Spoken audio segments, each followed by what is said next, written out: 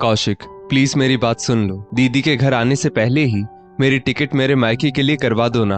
अगर तुम नहीं करवाओगे तो मैं खुद ही अपनी टिकट करवा लूंगी, लेकिन फिर मुझसे कोई भी उम्मीद मत रखना। मैं साफ साफ कह दे रही हूं। रूपाली ने ड्रेसिंग टेबल के सामने खड़े खड़े अपने बालों को ठीक करते हुए अपने पति कौशिक से कहा। लेकिन रूपाली, मेरी तो खुद कुछ भी समझ में नहीं आ रहा। मुझे तो लग रहा है कि दीदी तो बहुत ज्यादा बुरा मान जाएंगी और मुझसे ना जाने कितने तरह तरह के सवाल करेंगी। और दीदी की तो बात ही छोड़ो, पहले तो हमें मम्मी के सवालों के सामने से गुजरना होगा। उनसे क्या कहेंगे हम? कौशिक ने बहुत ज्यादा चिंता दिखाते हुए अपनी बात रूपाली के आगे रख दी। देखो कौशिक, जानते तो तुम सब कुछ हो। ऐसा तो है नहीं कि मैं कुछ भी गलत कह रही हूं। फिर आखिर क्या समस्या है? जब तक दीदी यहां रहेंगी तब तक तो मुझे बिल्कुल भी नहीं रहना यहां पर। उनके वापस जाते ही मैं तुरंत वापस आ जाऊंगी। रूपाली ने अपने मन की व्यथा को प्रकट करते हुए बड़े दुखी मन से कहा।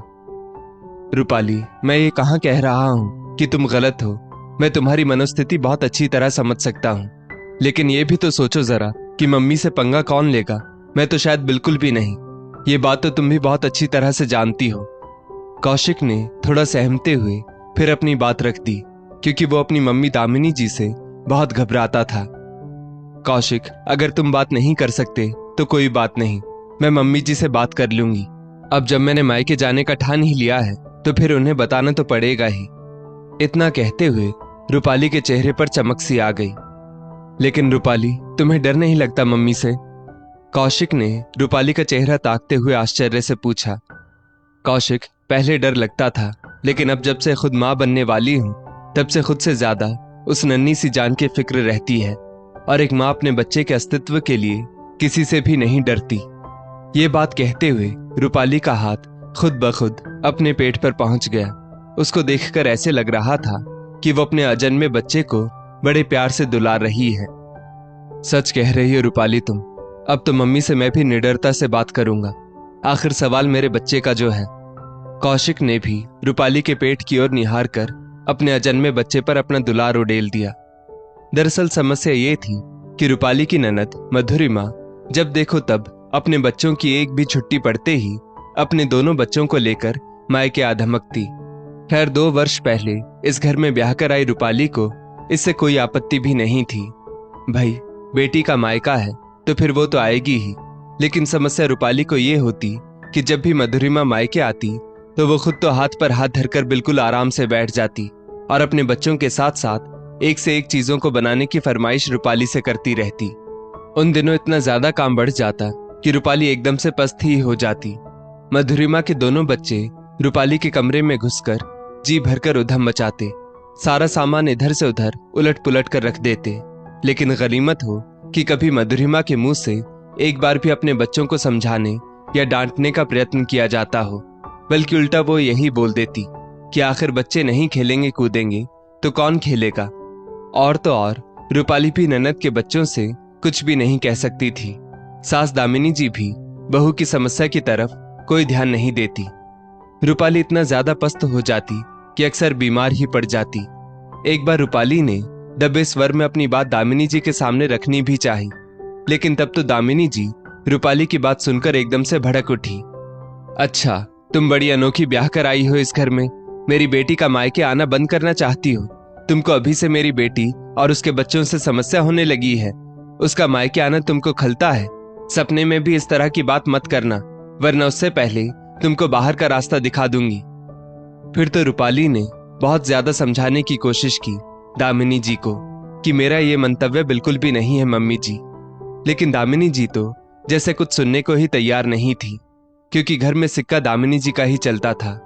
खैर रूपाली ने सब कुछ समय पर छोड़ना उचित समझा। आखिर क्यों बेकार ही घर में कलह के बीज बोए जाए।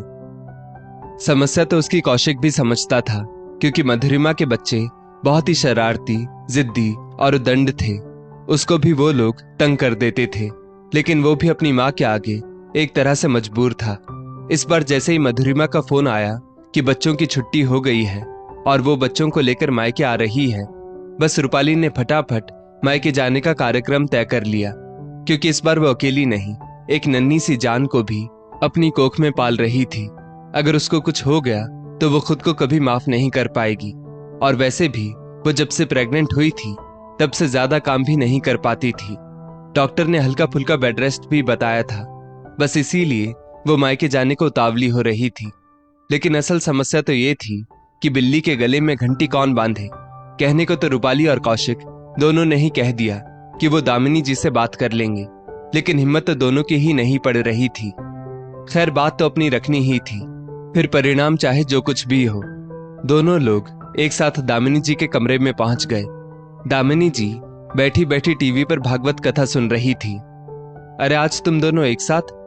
दामिनी जी बेटे बहू को एक साथ इस समय देखकर चौंक गई, क्योंकि सब लोग खाना खा पीकर सोने की तैयारी कर रहे थे। हाँ मम्मी, नहीं मम्मी, हाँ मम्मी। दामिनी जी की बात सुनते ही एकदम से कौशिक बौखला गया, क्योंकि वो जल्दी दामिनी जी के सामने बहुत कम ही बोलता था। ये गलबल गलबल क्या कर रहे हो? आखिर कहना क्या चाहते हो? रूपाली, तुम ही बताओ कि क्या बात है। दामिनी जी कड़क स्वर में रूपाली से मुखातिब हो गई। नहीं मम्मी, मैं ही बताता हूं कि आखिर क्या बात है, कौशिक तपाक से बोला, क्योंकि वो नहीं चाहता था कि इस अवस्था में रूपाली माँ के गुस्से का शिकार हो। असल में मम्मी, मैं रूपाली को थोड़े दिनों के लिए उसकी मम्मी के घर भेज रहा हूं। कौशिक ने आखिरकार बहुत हिम्मत करके अपनी बात कह ही दी। क्या? दामिनी जी के ये सुनकर बिल्कुल 440 वोल्ट का करंट ही लग गया। मैं ये क्या सुन रही हूं बहू? हाँ मम्मी, आप ठीक सुन रही हैं, कौशिक बोल पड़ा। लेकिन परसों तो मधुरिमा भी आ रही है बच्चों के साथ। अगर उसको रूपाली नहीं मिलेगी तो उसे कैसा लगेगा? और हाँ, ये जा क्यों रही है? आखिर कुछ तो कारण होगा। दामिनी जी को बेटे बहू की बात हजम ही नहीं हो रही थी। मम्मी जी, आप बिल्कुल भी परेशान मत होइए, मैं आपको साफ साफ सब कुछ बताती हूँ। असल में मैंने पहले भी एक बार आपसे कहा था कि जीजी के आने से मुझको कोई समस्या नहीं, लेकिन उनके यहाँ पर आने से मेरे ऊपर अनावश्यक रूप से काम बहुत अधिक बढ़ जाता है। मुझको रसोई से थोड़ी भी देर को आराम नहीं मिलता। लेकिन तब आप मेरे ऊपर बहुत ज्यादा नाराज हो गई थी। आपने भी ध्यान दिया होगा कि जीजी के यहाँ से जाने के बाद अक्सर मेरी तबीयत खराब हो जाती है। तब की बात और थी, पर इस समय तो आपके परिवार का वारिस मेरी कोख में पल रहा है और डॉक्टर ने बेड रेस्ट भी बोला है। तो काम करते करते अगर मुझको कोई भी दिक्कत हो गई तो मैं खुद को कभी भी माफ नहीं कर पाऊंगी। और ये बात तो जाहिर ही है कि जीजी के आने से फिर से मेरे ऊपर काम का अत्यधिक बोझ बढ़ जाएगा। बस इसीलिए मैं अपनी मम्मी के घर जाना चाहती हूँ। रूपाली ने अपनी बात को पूरी समझदारी के साथ विनम्रता पूर्वक कहा। अच्छा, ये बात है रूपाली बेटा, मैं समझ सकती हूँ तुम्हारी मनोस्थिति को, लेकिन तुमको इस तरह मायके जाने की कोई जरूरत नहीं। मैंने इस बार पहले ही तय कर लिया था कि इस बार से तुम मधुरिमा और बच्चों की कोई भी फरमाइश नहीं पूरी करोगी, बल्कि मधुरिमा खुद अपनी भाभी का आगे बढ़कर ख्याल रखे। आखिर बेटा, मैं भी एक स्त्री हूँ और दूसरी स्त्री का दर्द समझ सकती हूँ। तुम लोग बिल्कुल निश्चिंत रहो, अब भविष्य में कभी भी वो परिस्थितियां नहीं आएंगी, क्योंकि मैं पहले गलत थी। एक अकेले पर सारा बोझ कभी नहीं डालना चाहिए। असल में एक महिला सास बनने के बाद अपनी खुद बहू वाली मनोस्थिति को भूलकर अपनी बहू के साथ ज्यादती करने लग जाती है। बस शायद यही समस्या सास बहू के बीच टकराव की स्थिति ले आती है। लेकिन अब तुम निश्चिंत हो जाओ, अब वो परिस्थितियां बिल्कुल भी नहीं आएंगी। दामिनी जी ने रूपाली को अपने पास बुलाया और उसके सिर पर हाथ फेर कर बोली, थैंक यू मम्मी जी, आपने तो मुझको बिल्कुल टेंशन फ्री कर दिया। रूपाली दामिनी जी के सीने से लिपट गई। अरे बेटा, मैं भी तो तुम्हारी माँ ही हूं। रूपाली के इस तरह लिपटते ही दामिनी जी खुश होते हुए बोली। खैर, 2 दिन बाद मधुरिमा अपने बच्चों के साथ मायके की दहलीज पर आ गई। मम्मी, रूपाली नहीं दिखाई पड़ रही और आप रसोई में चाय बना रही है। रूपाली कहीं गई है क्या? मधुरिमा ने आश्चर्य से दामिनी जी से पूछा। हाँ बेटा, ये तो तुझको पता ही है कि तुम बुआ बनने वाली हो, बस इसीलिए मैंने उससे आराम करने को बोला है। अब तू आ गई है तो मुझको भी आराम हो जाएगा। अब हम दोनों माँ बेटी मिलकर सारा काम संभाल लेंगी। मैं ठीक कह रही हूं ना? दामिनी जी ने मुस्कुराते हुए कहा। हाँ हाँ, क्यों नहीं मम्मी, मधुरिमा ने बहुत ही धीरे स्वर में कहा।